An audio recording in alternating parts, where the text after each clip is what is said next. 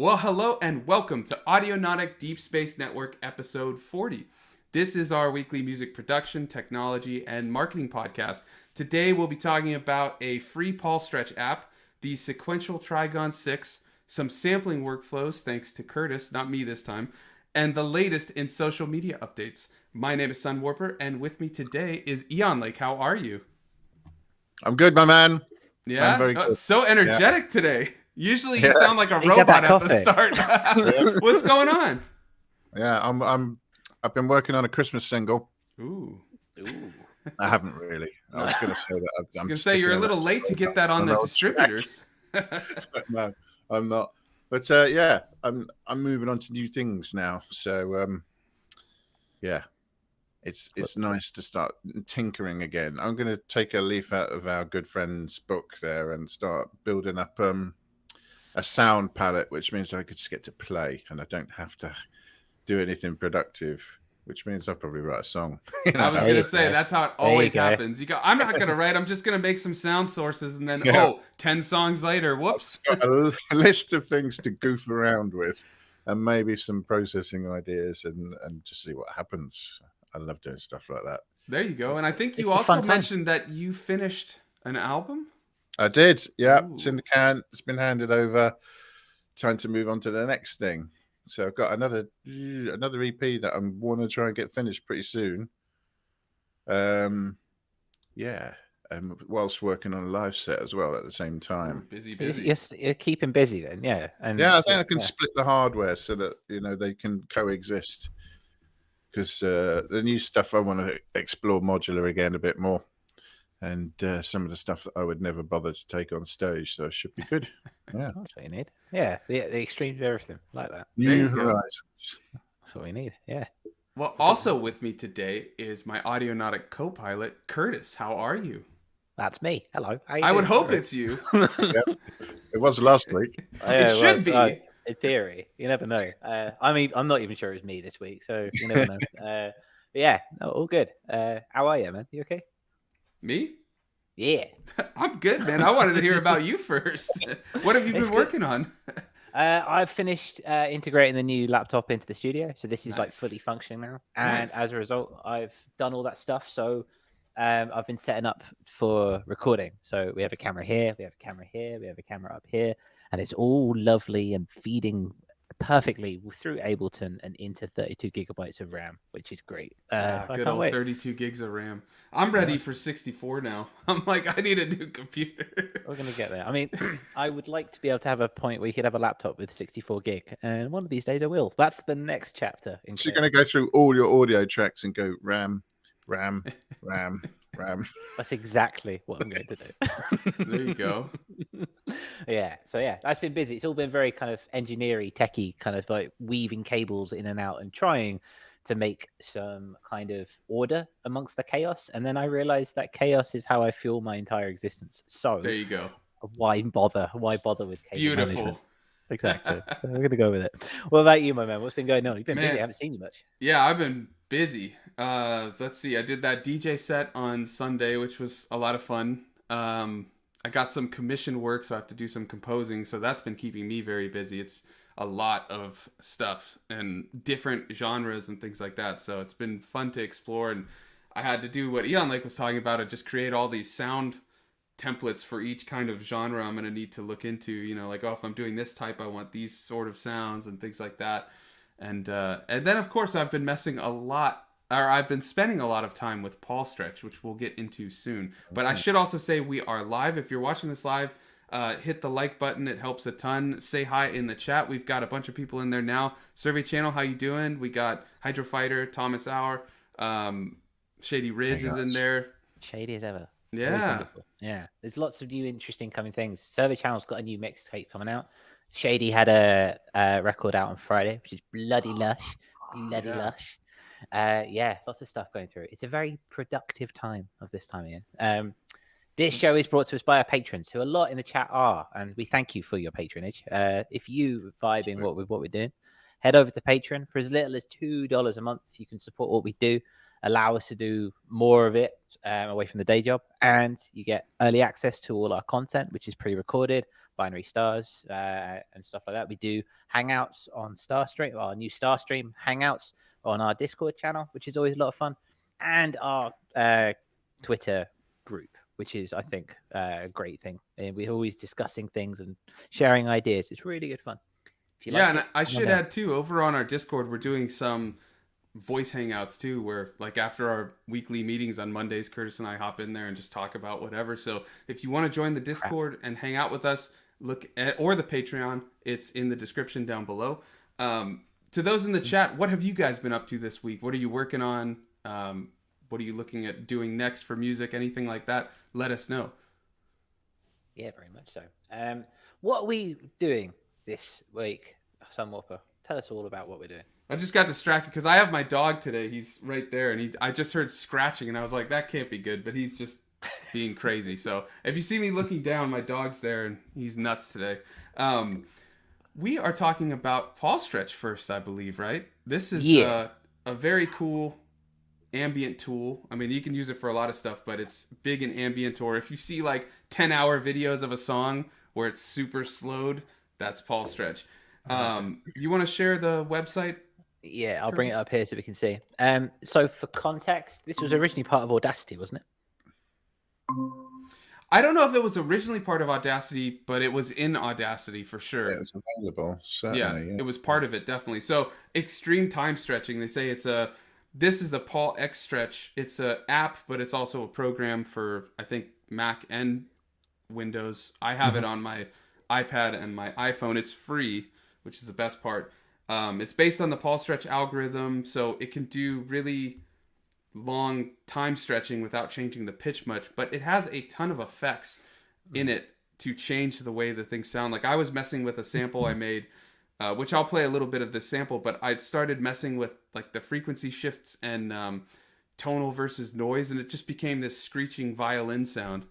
It's like, what the hell? How'd that happen? But it can do these crazy things. I'd be curious to know in the chat if anybody has experience working with Paulstretch and whether they're looking at getting this app, because it's really cool. Very much so. I mean, Spectre is a big fan of this. A lot of us in the ambient. I mean, let's face it, it's mainly an ambient tool. Who else needs to make drones? Well, no, I think it has its merits outside of ambient. That's what I'm going to be exploring. You can take, like in the video I'm going to show, I took the end of a remix I did for a competition for the band Thrice, which had all these guitars, basses, things like that, and I made this total ambient thing. But with that in mind, you could take any sample or sound and create these ambient pads out of it that you could then sidechain to a kick or anything like that to get some really cool sounds. Well, without much further ado, do you want to show us what you've been tinkering with behind the scenes? Yeah, so this is just a quick 2-minute video. I'm going to be doing a longer video over on my channel with this performance, whatever you want to call it, as a basis, either tomorrow or Tuesday. It's been a busy week, so I don't know if I'll get it done by tomorrow, but if you want to see more, you can check that out. But so like I said, I sent this sample through Paulstretch into my SP, and I was doing some effects on the SP. So without much further ado, let's check it out.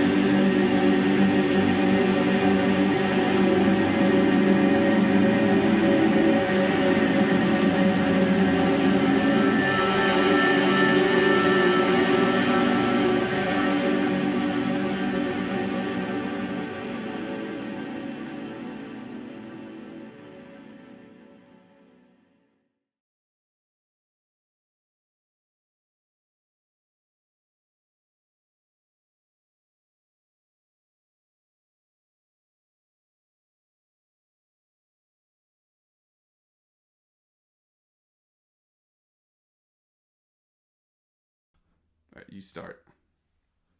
So a wonderful little demo there. Very ambient, very nice. Straight for Valley View Records. That one, that'd be beautiful. Yeah, very easy. You say that you were saying in the break that you didn't only just scratch the surface of it, basically. Yeah, I mean, I just messed with sending something through really quick, and I didn't even do that long of a stretch. So you can change the stretch drastically to be, like 10 hours long. So I think I only did like 5 or 6, maybe it was 7, I can't remember, but I was going before that to about 21, and you get very different sounds. But what I really like is the effects. It even has just EQ, so you can cut a lot of that muddy low end that Paulstretch usually gives, so you can just get that right out of there. I should also say, if you saw on the SP in that video, I was playing a pattern. All those samples I had resampled from the beginning of the track running through Paulstretch, so it was just more Paulstretch goodness, but resampled into the SP. So there we go. There we go. The name of that app is Paulstretch, Thomas. Paul X Stretch. Yeah, Paul X Stretch. We can put a link. I'll put it here. Actually, I can do it because I'm on my laptop, so I'll put it in the chat. The reason it was popular is because you can stretch any audio you want, and then you can stretch it and stretch it and stretch it. The problem you get is glitches and artifacts and so on. Because of the anti-aliasing in it, it gives you something smooth and usable, and that's why it got so popular. This new version seems to give you even more control over the heavily modified output that you get. And it even has a compressor.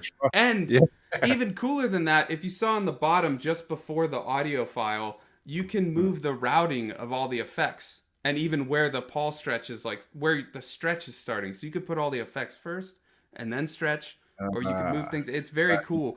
Over in the chat, we had some people responding about what they're up to. Survey Channel says some super secret stuff at the moment. Ooh, that's very cool. Yeah, we'll keep it quiet. Don't worry. Thomas said he is finding long lost projects that I never got to finish. That's some of the most fun because you have this completely objective approach to it, right? Because you're no longer in the thick of it trying to work on it. You just have this completely refreshed view of it. Survey Channel also said Spectre had that tool, the Paulstretch, thoroughly covered, so I haven't explored it too much. Yeah, it is really cool, though. I suggest giving it a try. You can make some really cool sounds with it. Hydrofighter says that he's been going back to some B-sides as well, like Thomas. And I think that's where we're at right now. Let us know what you think about Paulstretch, though. Yeah, be good to see. I've been doing the same. I found I found about 20 projects I didn't know existed today. And they're like, wow, okay, cool. Let's go with that. That's gonna be a lot of fun. Nothing better than working on some old B-sides. So yeah, that is the Paulstretch. And then before we stretch out any further, we'll move across to the sequential Trigon.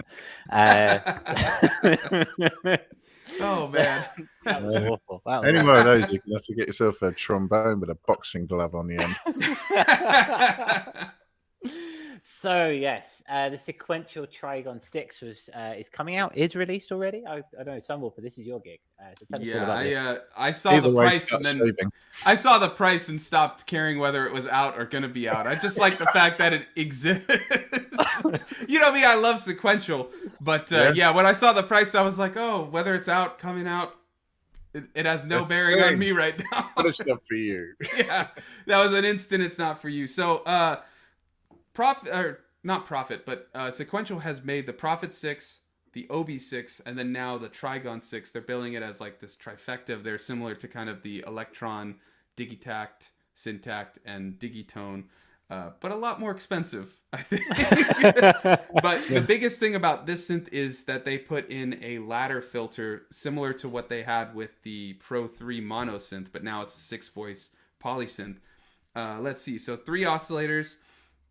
They're 3 newly designed voltage-controlled oscillators with triangle, saw, and pulse waves, an enhanced version of the ladder filter that Sequential created for its Pro 3, and a switchable 2 4-pole resonant filter design that has dedicated drive and feedback controls. And the price is $34.99. Hey, that's not much, is it? Yeah. Who needs 2 lungs? That's brilliant. Yeah, I mean, you've already bought one, haven't you, Ian Luke? But click on that video. Let's check it out. Yeah, we have a little bit of a sound demo with some of the guys talking over it, sadly, but we have a little bit of a sound coming from it. So right, it's just on the YouTube channel. I'll put the link in after if anyone wants to watch the whole thing. But yeah, listen to this. Not that bit. That's their bit. But yeah, more than maybe bit.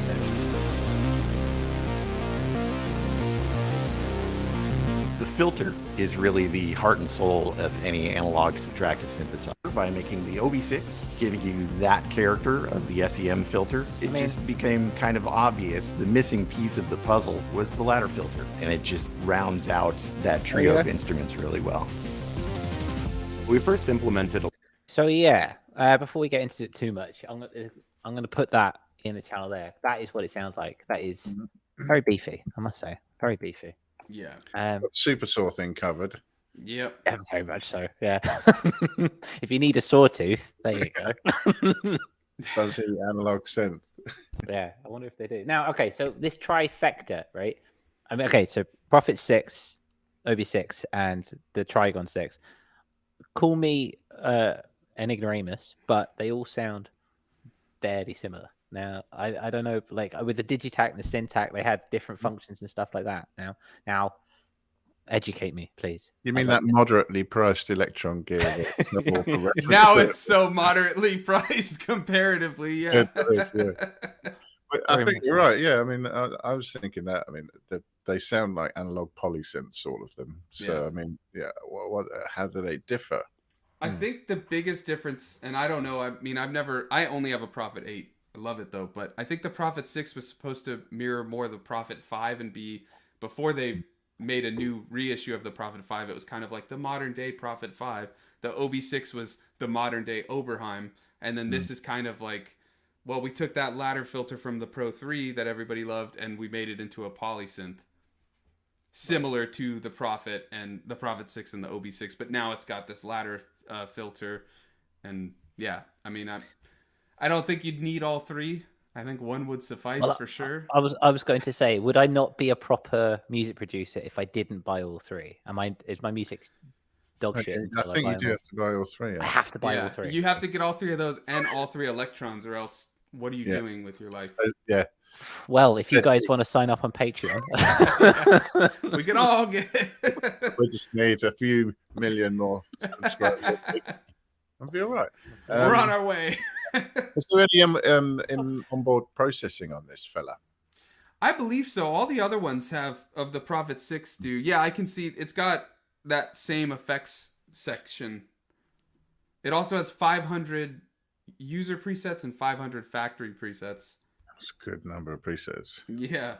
Got to give them that. Dual effects. Because it's kind of in competition with Moog 1 and other things like that, isn't it? Yeah, but it's poly. But it says dual effects section provides studio quality reverbs, delays, standard and BBD, chorus, flanger, phaser, and ring modulator. It also has that feedback on the filter. You can get some really nasty sounds with that. Yeah. I like that they're doing something a bit different with the filter on this. Yeah. It's nice because they usually always keep that same kind of sounding filter. Real quick over in the chat, Thomas said first that he installed Paulstretch, and now he said, oh man, that Paulstretch is awesome. Yeah. Definitely. Journey.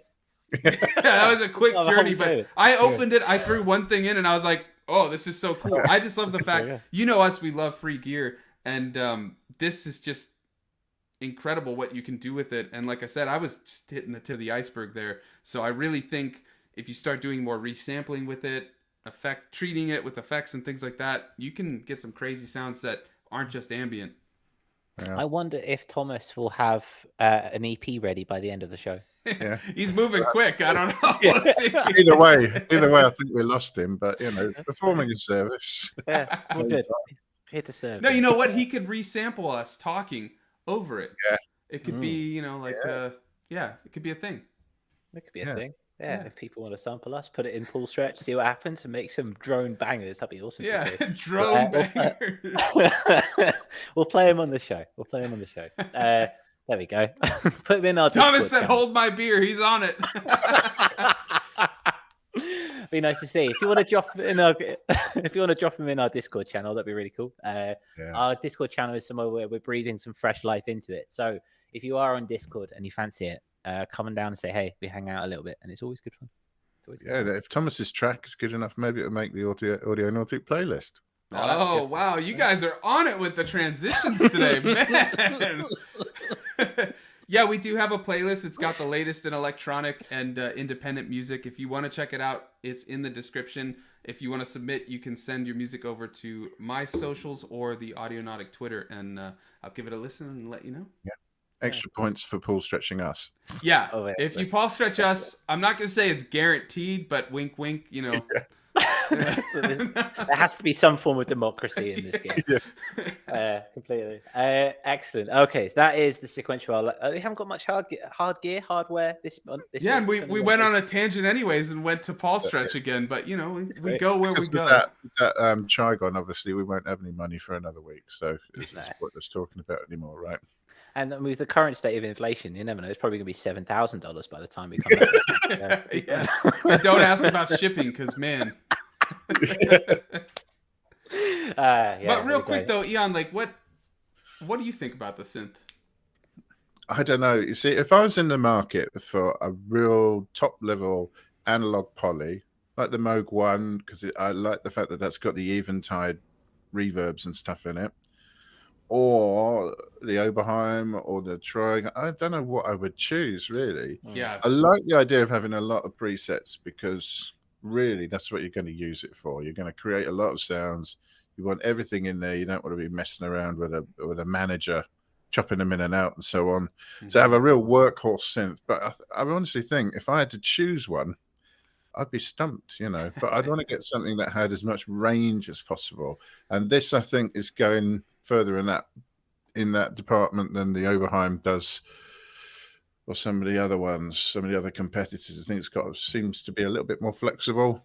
Yeah, that's what you want, right? The only con that would hold me from any or a lot of those is 6 voice. I'm not the biggest fan of 6 voice. It's not great, is it? I mean, for an analog poly, if you're paying above $2,000, anything above $2,000. The Rev 2 from Prophet, or from Sequential, but the Prophet Rev 2, you can get to up to 16, but the standard one's 8. My Prophet 08 is 8, and I couldn't. I mean, you could make it work, but it's like if you're paying those premium prices, and I understand there's issues with adding more voices and things like that, but it's like if you're paying those premium prices, you want what is suited for you. But you're buying it as an analog poly. The poly bit's kind of important, isn't it? Yeah. And I think 8's kind of like a minimum, really. That's the sweet spot for me. 8 or more. Yeah. Curtis, what about you? In a similar fashion, the thing for me at the moment is that I mean, it sounds great. It sounds awesome. Could also get it as a decent VST. We're talking about the Cherry Audio MG1 in the Patreon group in the week, and you could get similar vibes from that for free. And I mean, if I had the money and if I had a place to store it and this was my full-time job, then yes, probably. It sounds really nice. It's the one out of all of them we've had over the past couple of weeks. It's the one that's really made me prick my ears up and go, ooh, that's really nice. But expensive. 6 voices though, again, for that money, I might buy a Prophet. Because well, you could always sample it. There we go, sir. A hell of a chance. What might you use to do that? I wonder, maybe Curtis could enlighten us. Very much so. So we have been talking. Wait, really quick, sorry, but Thomas mentioned he said, "Oh my God, it outputs the lengths in hours." Yeah, like I was saying, you'll see on YouTube 10-hour version of this song, and it's just Paul stretched to hell and back. It really stretches it. Yeah. Just a bit. Good to see. But yeah, what have you got for us, Curtis, in regards to sample workflow? Oh yeah, so we were talking about sampling. We always talk about sampling in some form or another. You two massively into sampling. Sunwarper entire thing at the moment is sampling through the SP404, and now the Koala sampler, which is another cool piece of gear which you go check out. And I was taking it from a DAW perspective, running it through Ableton. It's a very nice way to get some quick inspiration, try something new. So I basically did a quick video on the workflow that I use if I'm taking a sample, chopping it up, and then making a small little 8-bar loop, beatish kind of thing. So yeah, that's what I did. So yeah, we can enjoy that if you want. Yeah, let's go check it out.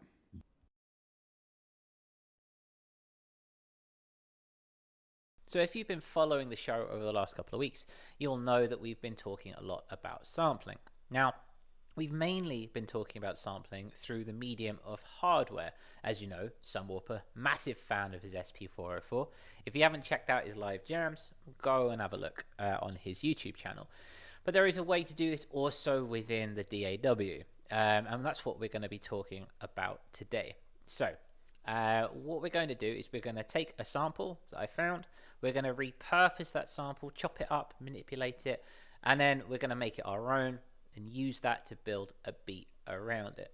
It's a really simple process, and it's a really fun way to try something new in the studio. So we'll go take a look. So now that we are in Ableton, as you can see, we have our sample ready to go. Sample that I just got off Splice. Really cool database of sounds. And this is a very high quality sample. Let's take a listen to it. Bit of a vibe.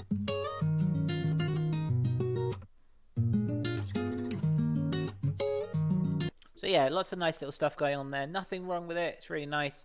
However, personally, the fun for sampling is when you take it, chop it up, and make it your own. So that's what we're going to do. So very easily, you're just going to go over to the sample, just right-click, and go down to Slice New MIDI Track. And then from that, this little dialog box, and you can choose how you want to mark it all up. You can do it yourself, or you can do it through transients, bars, for example, half notes, all the way down to 32 notes. I'm going to go for a half note in this instance because I think it's quite nice. And so then it very quickly slices it to a new track. As you can see, gives you all the MIDI to sample everything itself, or showcase everything itself. Don't need that for now, so I'm just going to get rid of that. As you can see now, if you come to my Launchpad, you'll see that we have got it all chopped up, essentially.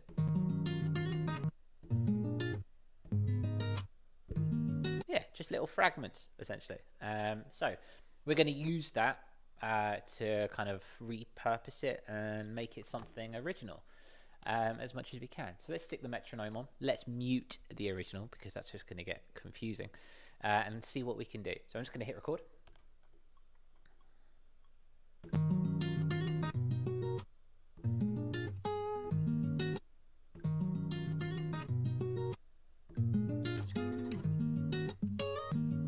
Yeah, I think that works.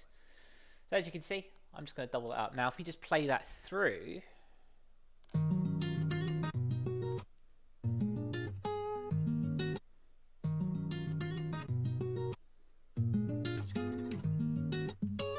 it's similar, it's got the same vibe, but we just kind of repositioned everything. And you can do that by hand. It's just a nice way of doing it. So we're going to double that up. And then we're going to come down to the drums. We're going to kind of start to create a beat around it, so to speak. So I've got this little lo-fi drum kit that I made. Just some stuff. And we're going to see what we can do. All right, so let's go with that, shall we?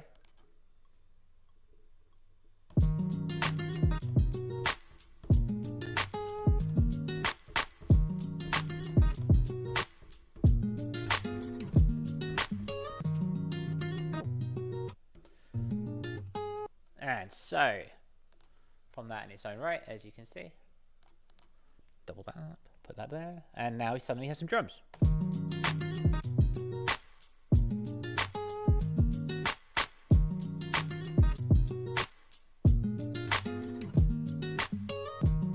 Cool. So yeah, so instantly there, you've got a beat.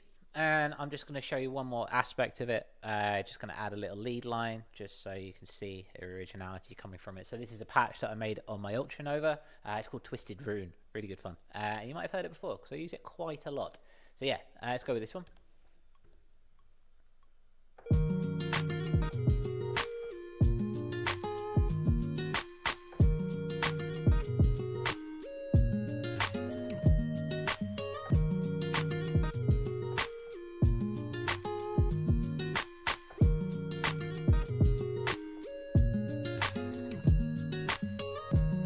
There you go. And before you know it, the whole thing there, you've got a beat coming through. A great way, really simple way just to take something and make it your own into something brand new. So, thank you very much, and yeah, have a good day.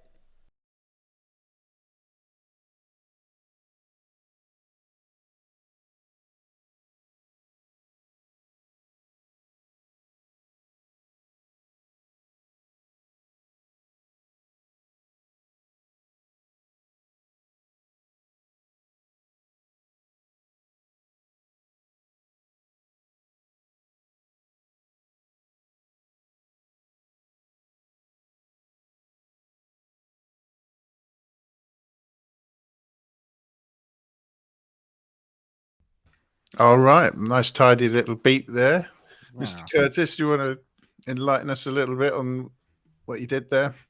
Well, it's just a way of taking it. I love Splice. Splice is good fun. So I just nab something from Splice, and you've got those. I mean, they come in like 8-bar, 16-bar loops or whatever they are, and then the fun of it is playing around with it. So I just chopped it up, and it's.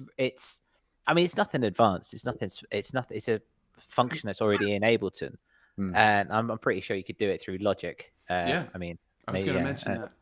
Yeah, and because we all know how great Logic is. It is great. Yeah, and it's just a way to get a little bit of inspiration. So like that was kind of like a little kind of like flamenco, not flamenco, but a little kind of guitar-y bass kind of lo-fi-ish kind of idea. Yeah. And it just from nothing within, as you can see, that video was 4 minutes. Yeah, and I think I shot it in. Yeah, I think I shot it in 11 minutes and I cut it down to 4 because I had lots of ums and ahs and kind of editing magic.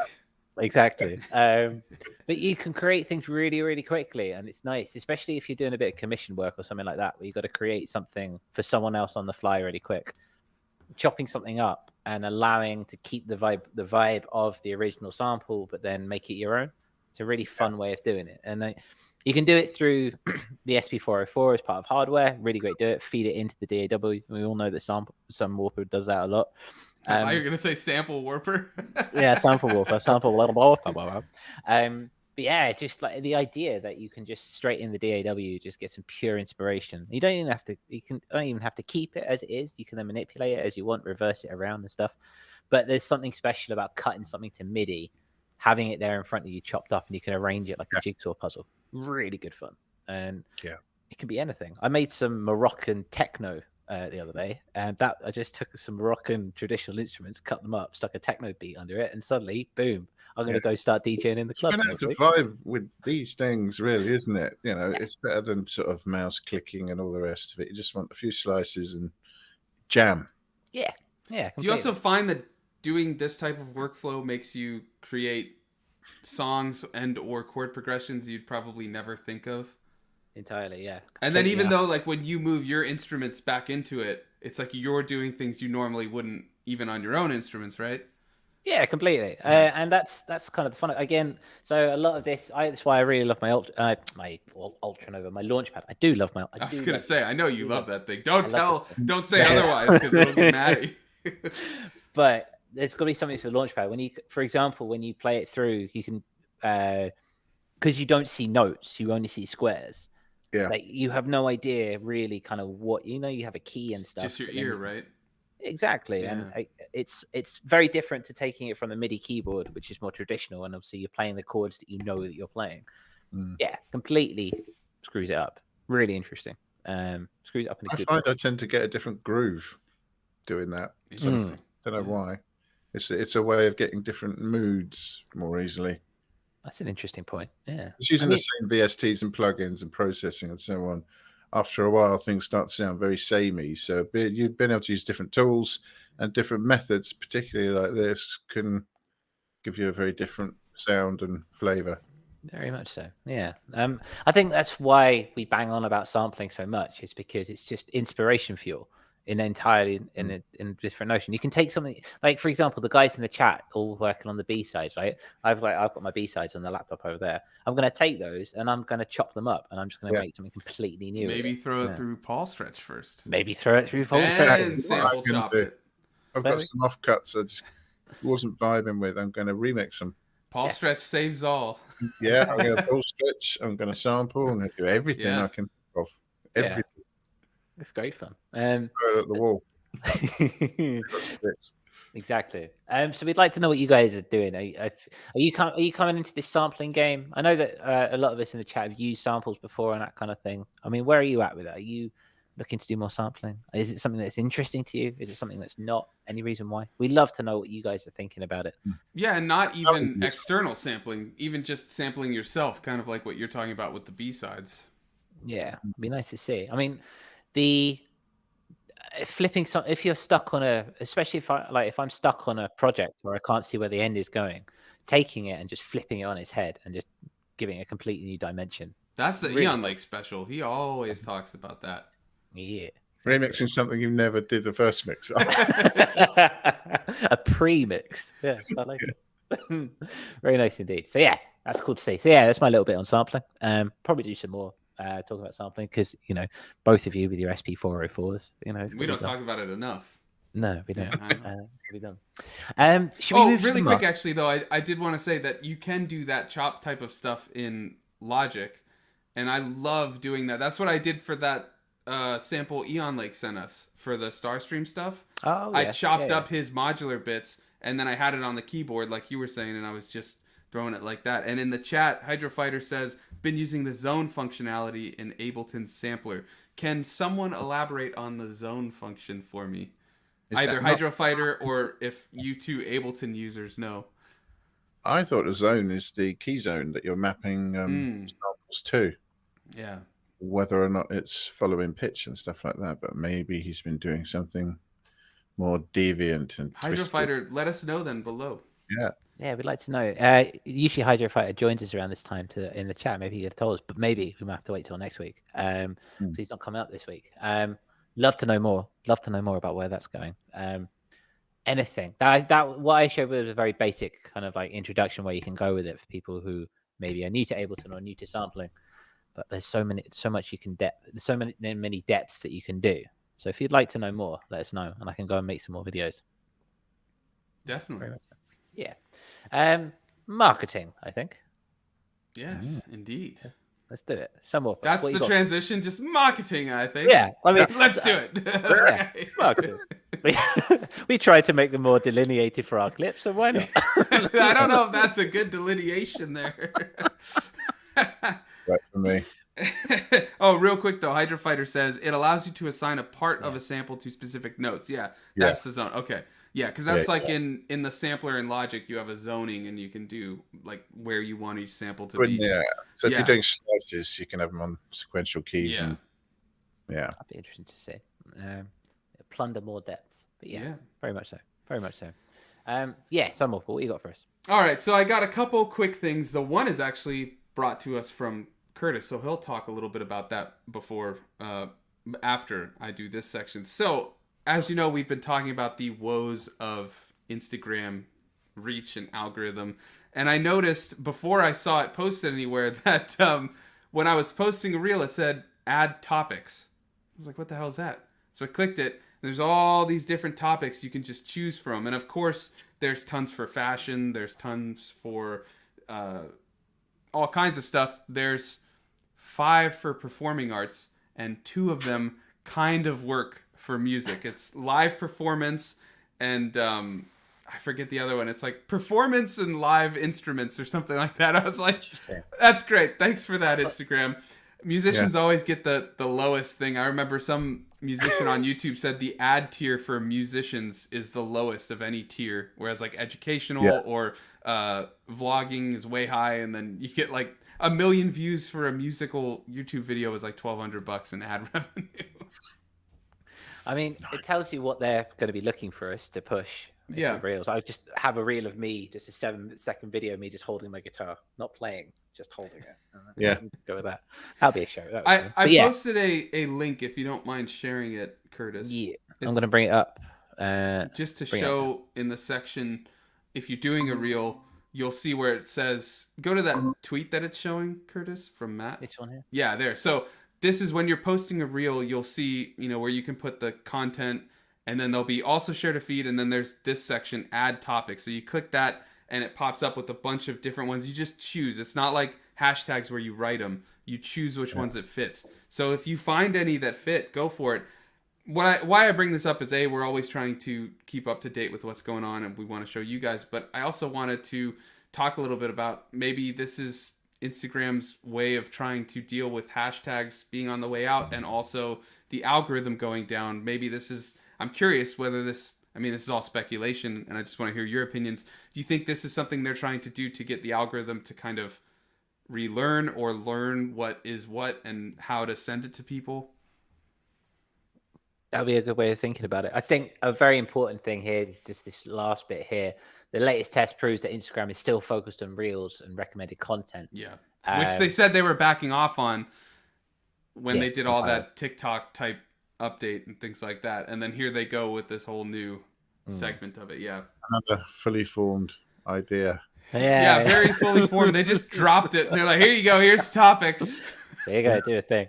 I mean, it makes sense. Like they want to kind of, like you say, a replacement for hashtags which are coming out, and a way to which they can keep, because they want to keep us on there, because they want more of our data, so they want to keep us on there. We're going to be more on there if more people are sharing our stuff. But the good thing about hashtags was that they were completely freeform, and they could go viral. But with that said, the head of Instagram, Adam Mosseri, has said hashtags don't get you more exposure on the algorithm anymore. All they do is help Instagram understand what a post is about.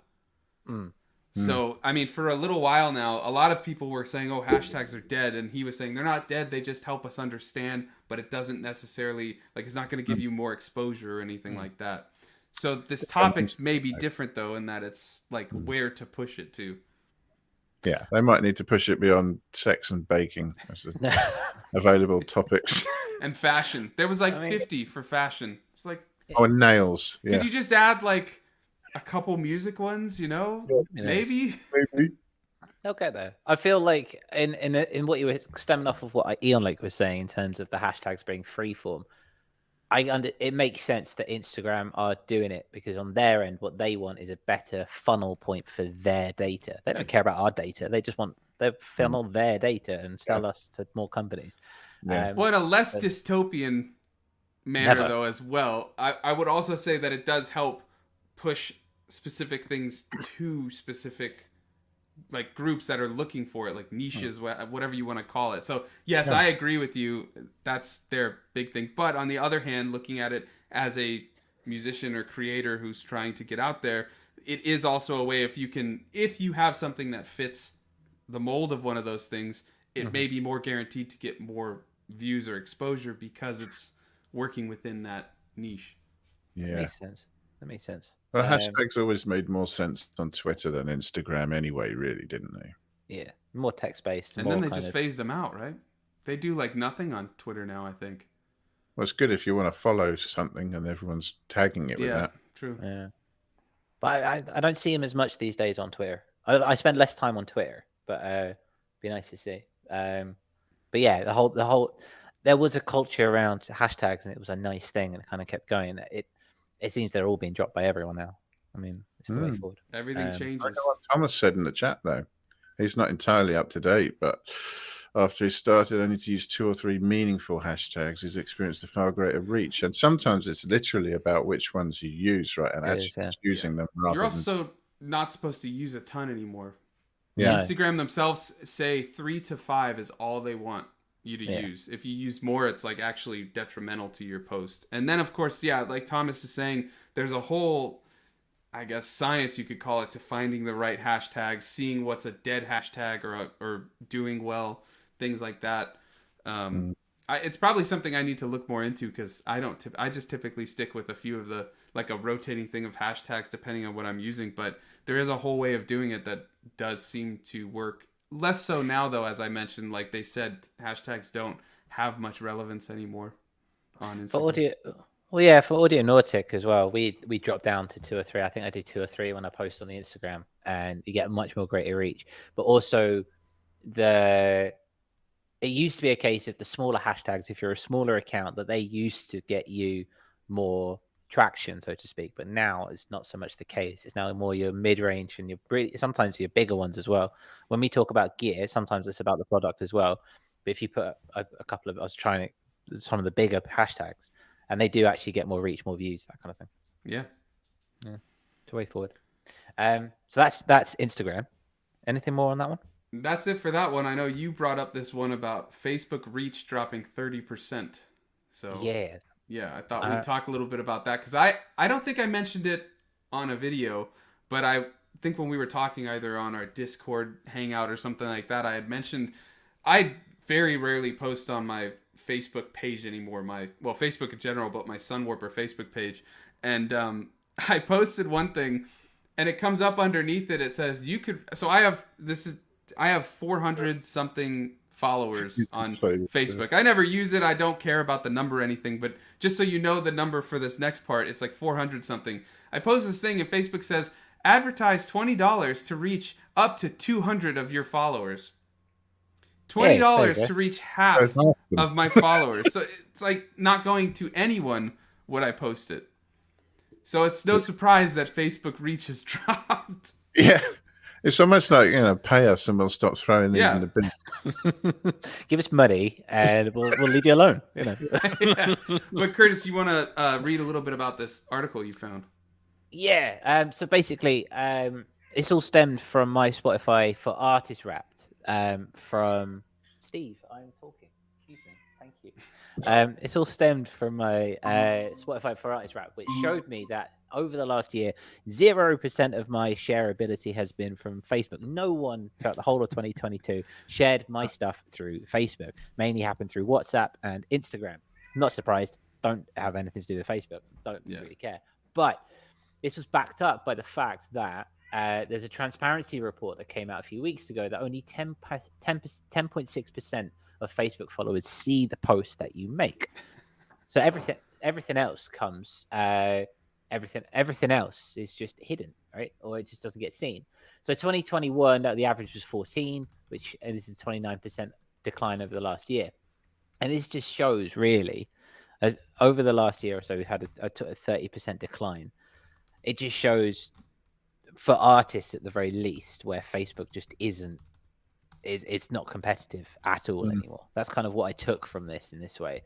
The idea that, okay, if we're trying to create a platform or if we're trying to create a space for ourselves as artists on a place in the internet, which is based on marketing and based on the story behind our music, Facebook is just dead in the water now. And I don't see I don't think anyone here has had much success with Facebook. I don't even post on it anymore. Maybe once out of every 10 posts. I do sometimes, but mainly because I can do it just by ticking another thing. Tick. That's Might as well.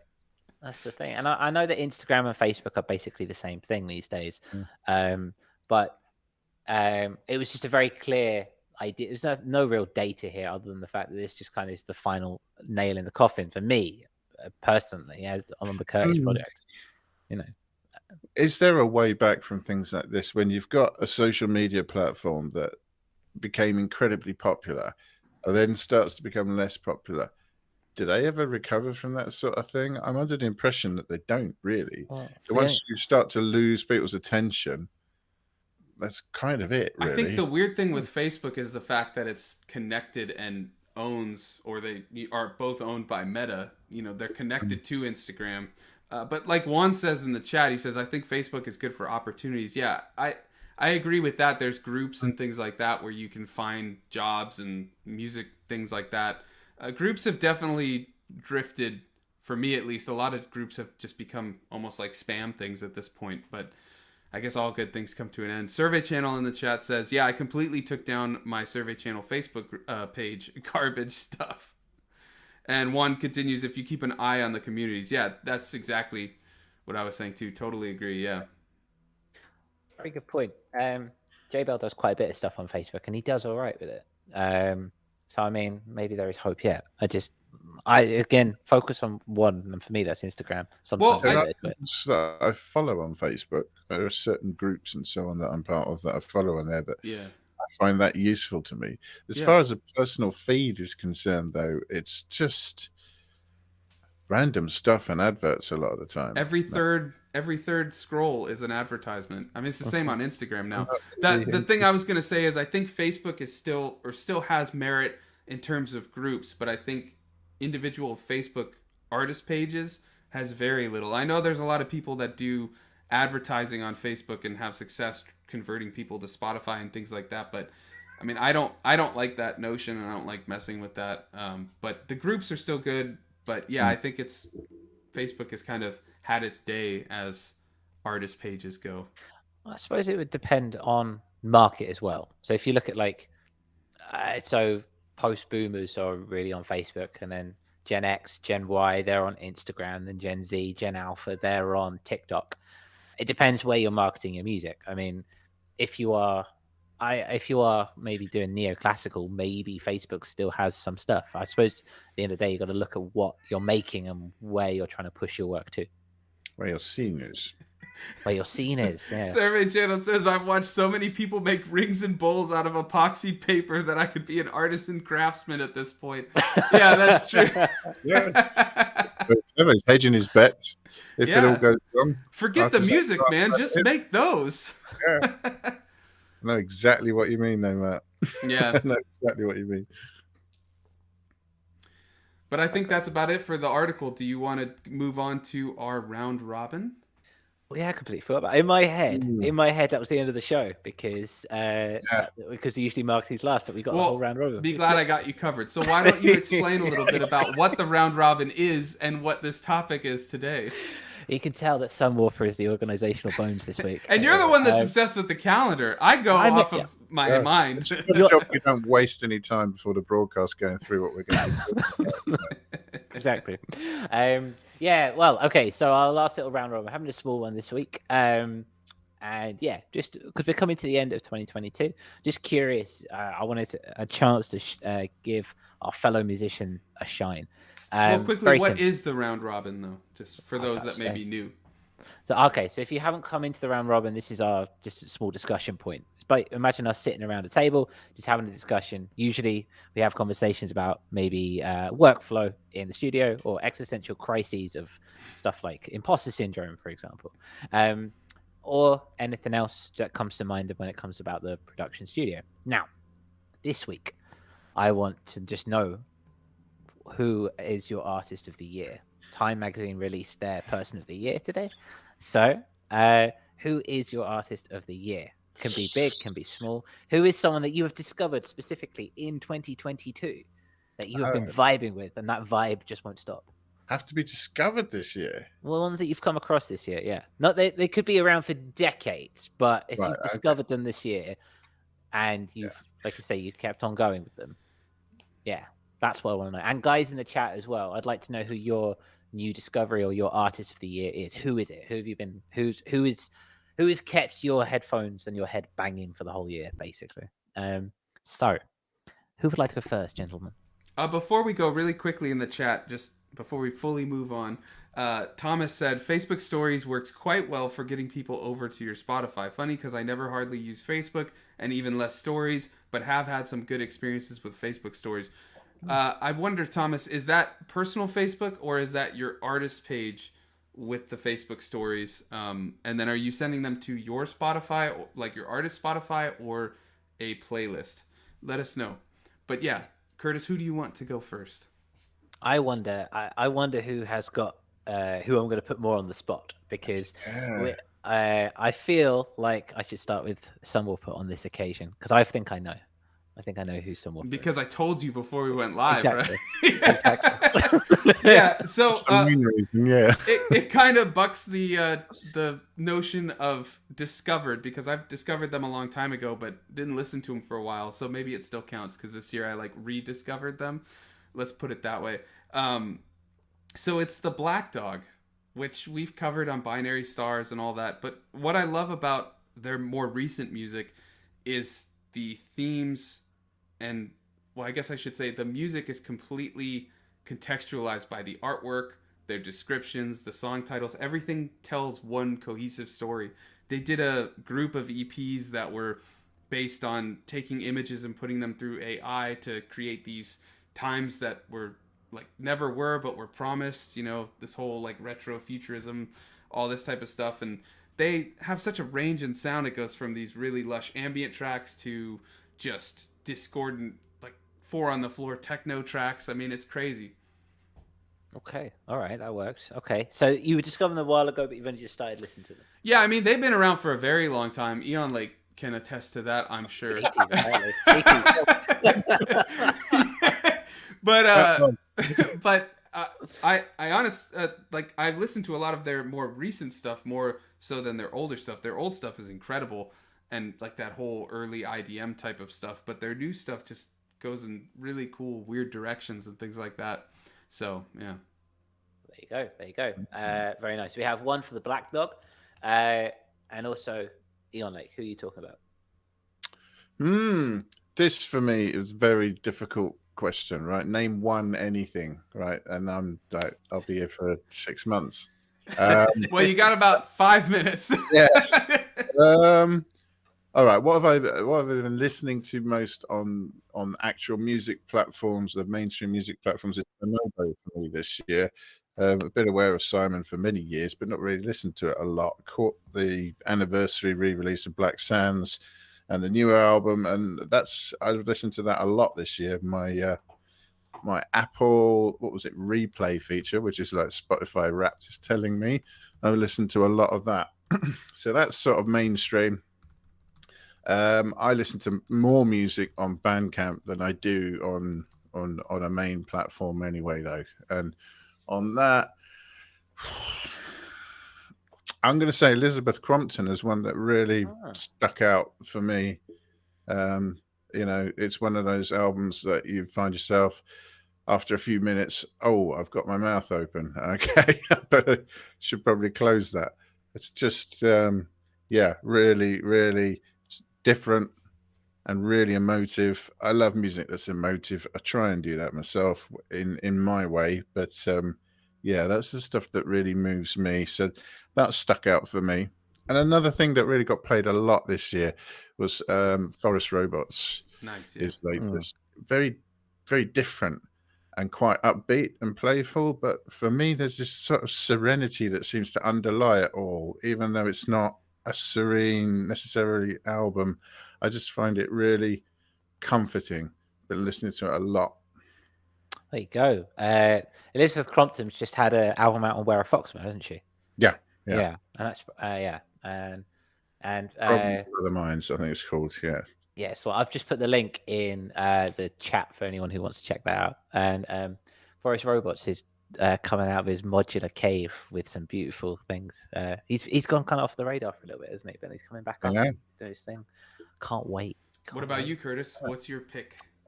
Mine is very simply no other person that it can be, but Vengeant. It has to be Vengeant this year. I bloody love him, and I will carry on banging on about him until I'm blue in the face, because he's just changed my way of just everything. He's a drum and bass artist, a hard electronica artist, and he's just gone from strength to strength in terms of his production in a very short space of time.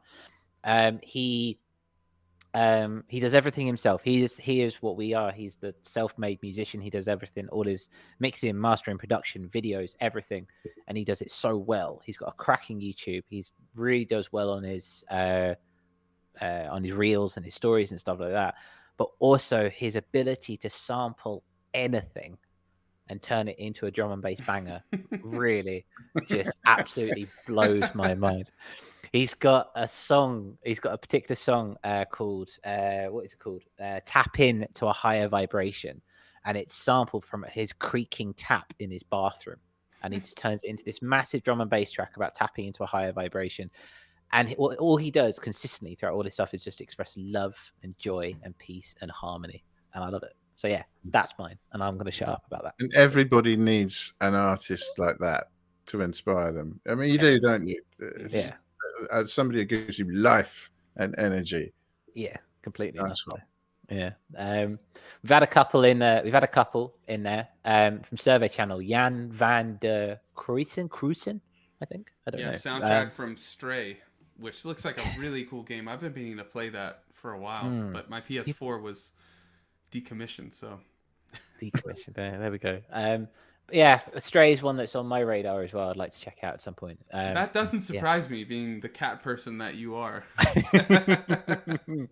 Yeah, I love it. It's cool to hear though that the soundtrack is really good. Yeah. Good to see. Be interested to see. So yeah, let us know if you are watching this live in the chat, or if you're watching this back as either part of the show, the Mac Daddy on Spotify or on YouTube, or if you happen to be watching one of the clips that we do.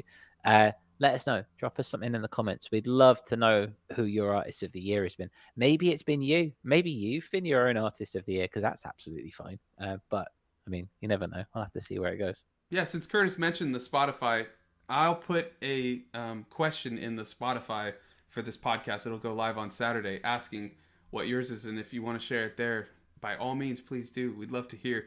But yeah, our podcast, edited versions of our podcast are on Apple Podcast and Spotify. So if you listen to podcasts on either of those, they're also on other ones as well. But if you listen on those, consider heading over, hitting follow, subscribe, whatever it is, and leaving a rating. It helps a ton. And as we always say, together we grow. Very much so. So yeah, I think, unless I'm much mistaken, that basically wraps it up for this week. That's all we've got. This time it does, yes. Yeah. Cool. Here we go. We will be back next week, same time, same place. If you can't get enough of us until then, we do have an extended orbit coming out on Sunday. This is by one of the community, Scarless Arms. He's got an hour's mix. Yeah, it's really nice. Been lush. Been making all the plush visuals for it, which you'll only get if you're a patron. Wink, wink, nudge, nudge. Otherwise, it'll be on Mixcloud. So yeah, we'll go from there. One last thing before we go. Thomas has said, and it's very touching. Listened to a lot of different artists lately, more electronic beat-based stuff, but I think Sunwarper should be the artist of the year. Right. Oh, wow, thank you. That is what we like. That's what we want to see. Yeah. Thank you very much, Survey Channel. That means a lot, Thomas. Thank you. Very much so. That is cute. That's lovely. Survey Channel says, great show, dudes. Take care. So, yeah, that's all I'm going to say. I'm going to shut up for the rest of the show. All right. There is no rest of the show. I think that's it, my friend. Thank you for joining us, and we will see you next week. Eon Lake, any final words? Thanks to everyone in the chat. Always good to hear from them. Yeah, definitely. Absolutely. Hope to catch everyone next week. Yeah. All right. See you guys next week.